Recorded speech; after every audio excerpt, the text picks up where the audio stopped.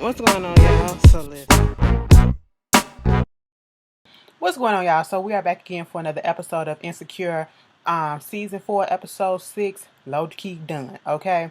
So as the episode opens up, we see Issa. She's laying in the bed, contemplating what to do. It's like she's just stuck. Okay, and it's the day after the block party. It's the day after having such a triumphant event because she goes on the block party Facebook page and she reads the comments, and it's a whole bunch of positive comments.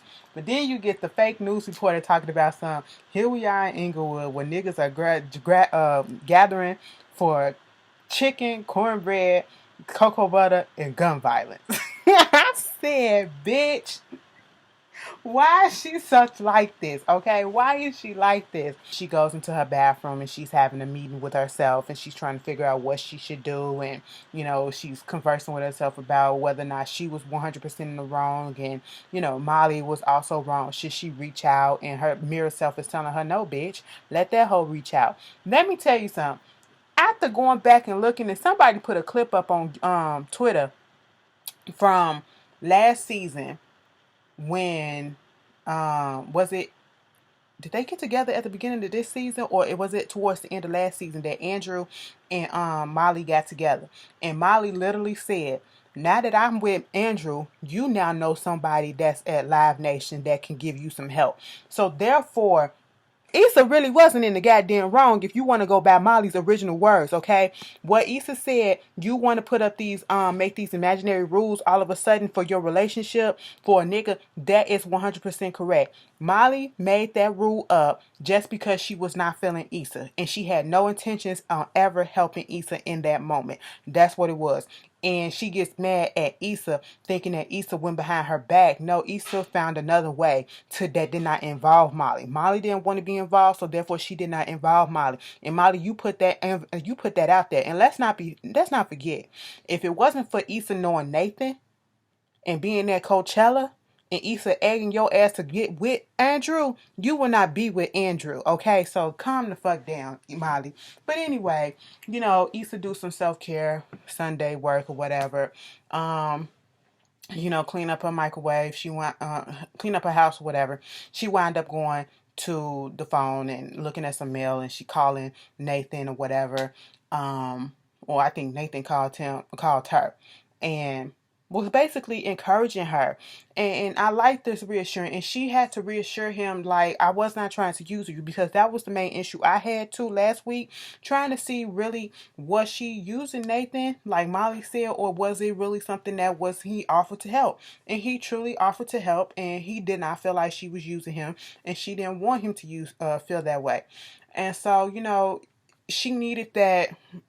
She needed that phone call because she got messages from the girl that was her assistant, talking about people waiting on other people to come in or whatever with the vendors and all that stuff, the back ends and all that shit.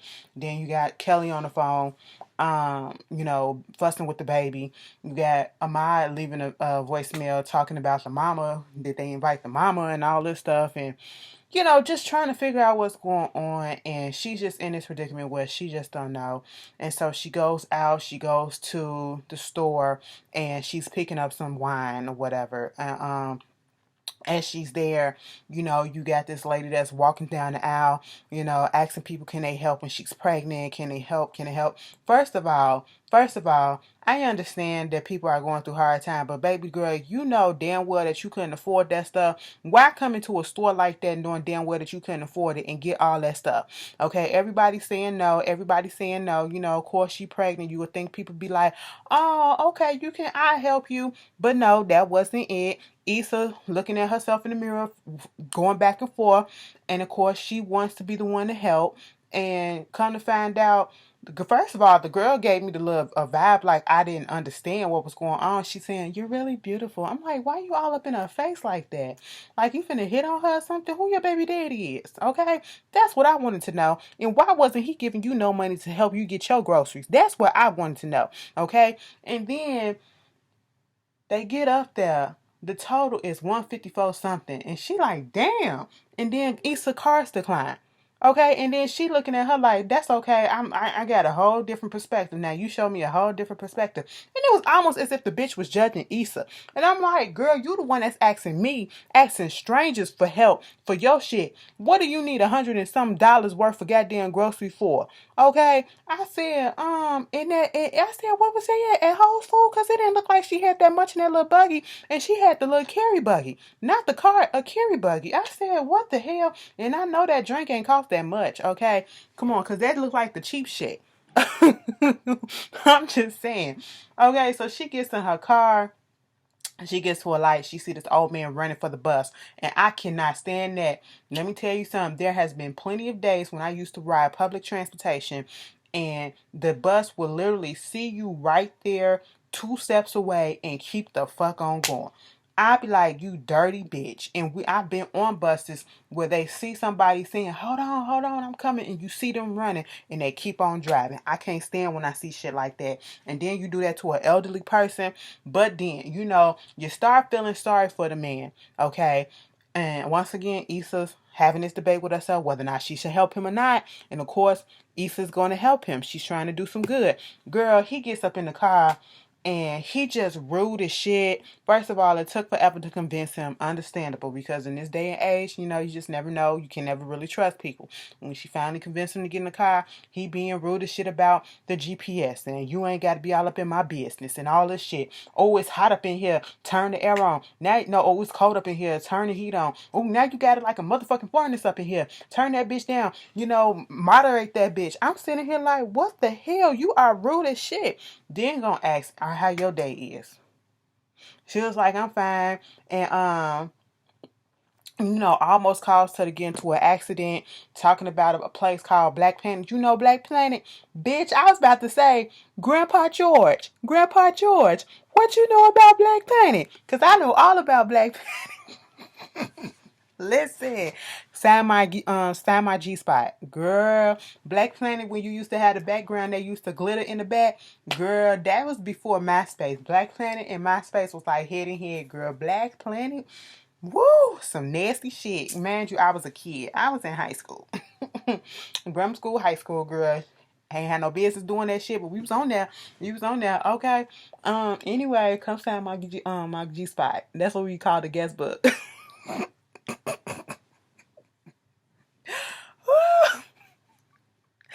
Oh, there was the time, okay? He talking about a club that him and his crew used to be at, and they used to run trains and stuff. He was like, and I'm not talking about Amtrak. I said, hold up. Then he talking about how, this one fell out this way, this one got addicted to crack, this one got locked up or whatever. I should have known that things actually was going to break up or whatever, because the writing was right there in front of my face. Sometimes things ain't meant to be together all the time. And that was a poignant moment, because that's exactly what's happening right now between her, Issa, and Molly. When Issa was talking to herself whether or not she should be the one to reach out, she was like, no, let that bitch reach out to you, because you always reaching out. And I felt the same way about that shit. I'm always in situations, I always feel like, and I've been tweeting about this. If you follow me, you probably didn't see me tweet or post something about that. I've made it my a point to not be the one that always reach out in situations, because I felt like for the longest it's always been me reaching out to people and nobody reaching out to me. So therefore, if I'm why do I gotta take my time to reach out to you, knowing damn well you ain't thinking about me? So therefore, I'm gonna let you do what you gotta do. Next thing you know, this man talking about something. Oh, I gotta go pee. I ain't finna pee in my hat. This the last one I got. So she pulled over to a goddamn laundromat, and she waiting on him. I would have pulled off. I'm sorry. That's just me. We trying to be nice. He was being too rude to me. I couldn't have been able to take it. But then come out with a fun dip. Bitch, you gonna come out the goddamn laundromat with a fun dip and ain't gonna bring me nothing? First of all, I probably would have said no, but it's the thought, it's the principle, okay? I'm giving you a ride that's probably gonna be free. You at least could have brought me a fun dip, something, piece of candy or whatever. Goddamn, George. George sees somebody that he think that he knows, named Charles or whatever, a homeless guy on the street. He going through the rigmarole of whether or not it's him or not, and how niggas forget who they are and all that stuff. Is up ghetto, is middle ghetto, and all this stuff, whatever. So she drops him off, in front of this house. Come to find out, the house is his son. She goes to this painting sip. And the seat that she picks is with these group of black girls. Kyla Pratt, two of them black. I think the other one is something else. Okay, but whatever. Kyla Pratt is getting married. She's there. I said, look at look, Kyla. Okay, girl. And so at this point, one of the friends forgot to bring the alcohol. They forgot. She didn't know that it was bring your own beer, bring your own drink, a type of thing. And so Issa sits down. And she was like, y'all can have some of mine if y'all want or whatever. So of course that's bonding. They having a good time talking about where they come from. They from DC and PG County, Pretty Girl County. Oh, we've been through some ups and downs and all that stuff. When you oversauced the wings, when you did this, when you slept with my brother and all this stuff or whatever. Woo woo woo. So everybody's having a good time. After this happens, Issa about to go her way. And I was like, hey girl, we're about to go down to the bar. You want to come down too? And Issa once again is debating with herself whether or not she should go. Every time she see her reflection, she's debating with herself throughout this whole episode. And, she says, cool. Mind you, she just get a call from Kelly. And Kelly texting her because she gets the call. She got a voicemail from her. She got a missed call from her. And she's also getting a text message from her trying to see what's going on. She's avoiding everybody at this point. And so when that happens, they go down there to the bar and they're having a good time, laughing it up, jokes, and Kyla is telling them exactly how her boyfriend proposed to her, trying to make it seem like he was having a drug overdose, and he was like, I'm addicted to you and all this shit and whatever. It was corny. And so they laughing and just vibing. Issa is having a good time compared to what was going on last week, or I should say the day before with the block party, how that stuff ended. She's thinking that she met some cool people. One of the girls, Kenzie or whatever, she had to go to the bathroom.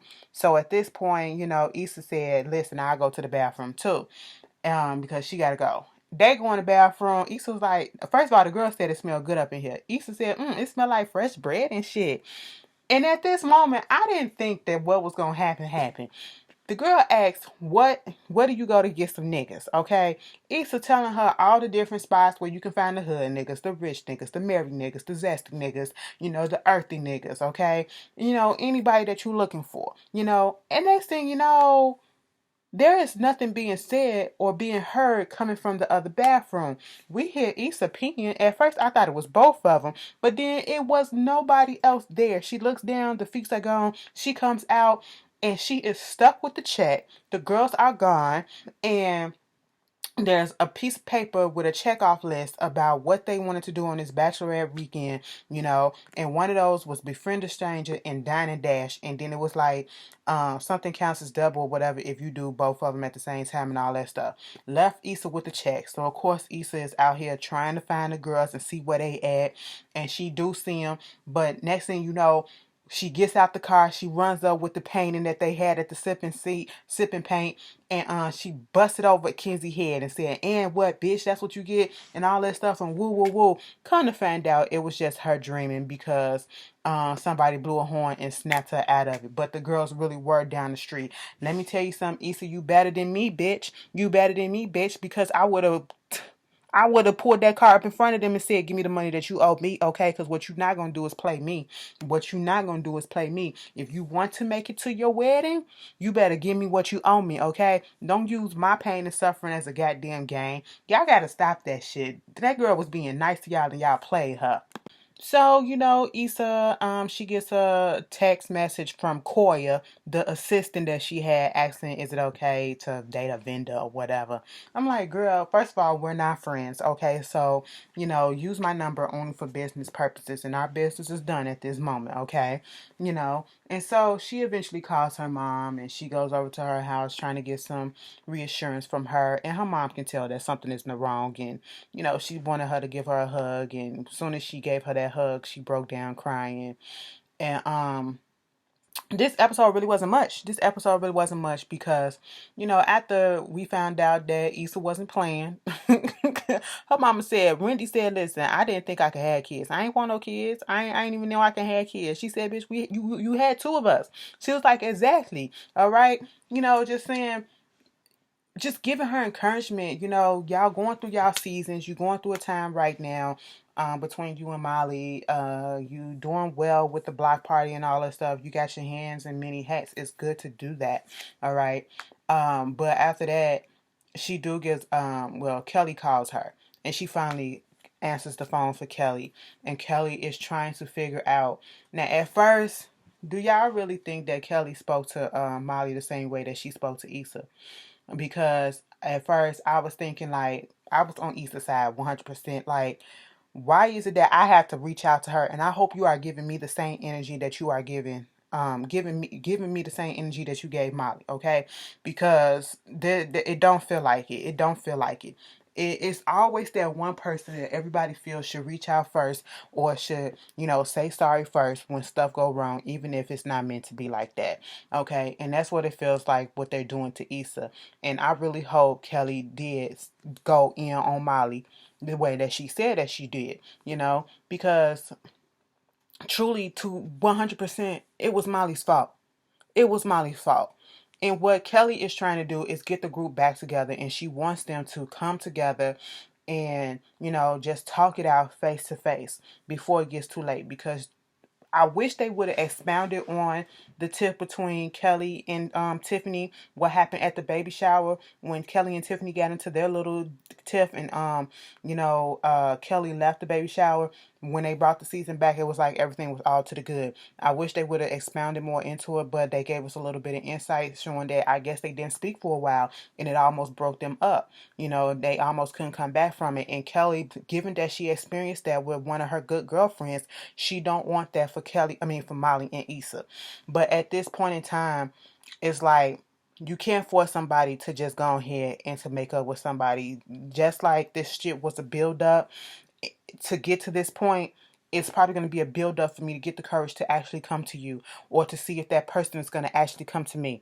And if not, then it's over and it's done with, because that goes to show that you really don't give a fuck about this relationship, and you can't admit when you're wrong. Regardless of what Issa had did and the way that she went about it, Molly was in the wrong 100%, because she should have waited. She should have waited the next day. You could have let Issa have her moment, and you couldn't do that. You had to be a fucking bitch and do what you do. Okay. And so Issa goes home. She gets out in some comfortable clothing, and she lights up. She gets on her message board for the block party. She started answering some things, and she's getting, like, enlightened and stuff. And people like, when is the next time we gonna have something like this? And she was like, I got you, coming soon. And so at this point, she's looking around. She got the munchies or whatever. She's in a good mood right now because she a little lit. She a little faded. And she noticed ain't nothing up in the refrigerator that she wants. So she goes down, and it was almost a full circle moment, because she goes to the exact same Ethiopian place that we first saw Molly and Issa had their first scene together when the series first started in season 1, episode 1, when it was Issa's birthday, at that exact Ethiopian place. And we see how much it has changed or whatever. They upgraded some stuff, and she gets out the car, and when she goes in, she was right before she goes in, she sees Molly sitting at the bar. And it's like, she's smiling and going Google eyes or whatever she's doing. So 9 out of 10, she's probably talking to Andrew or whatever. And it's not looking like here we go.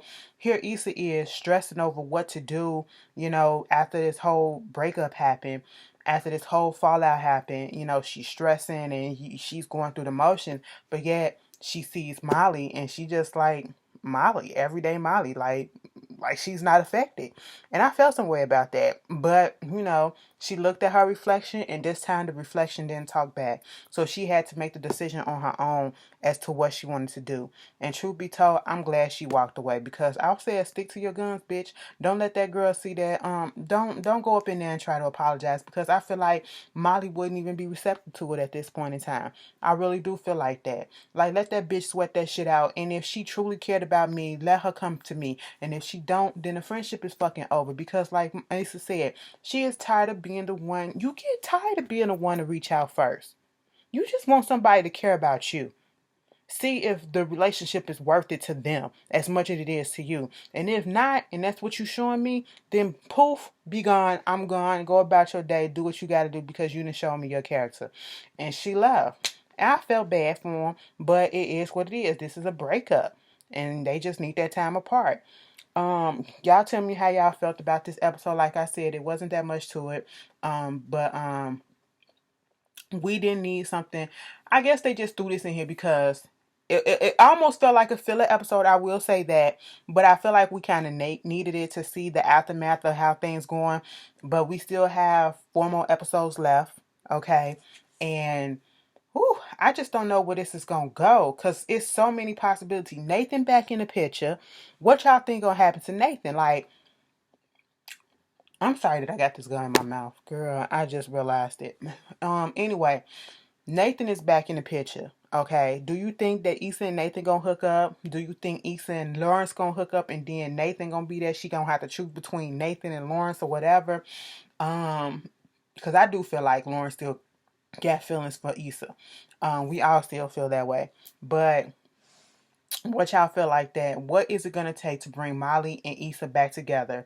I'm pretty sure is it gonna be something with Tiffany and her postpartum, or whatever, that's gonna have them actually come back into the same room together that everybody's gonna have to come together for? I don't know. Put down in the comments, what do y'all predict is gonna happen in the next 4 episodes, and especially with this friendship. And if you've been in a situation like this, did it work out for you? Did it work out in a positive way or in a negative way?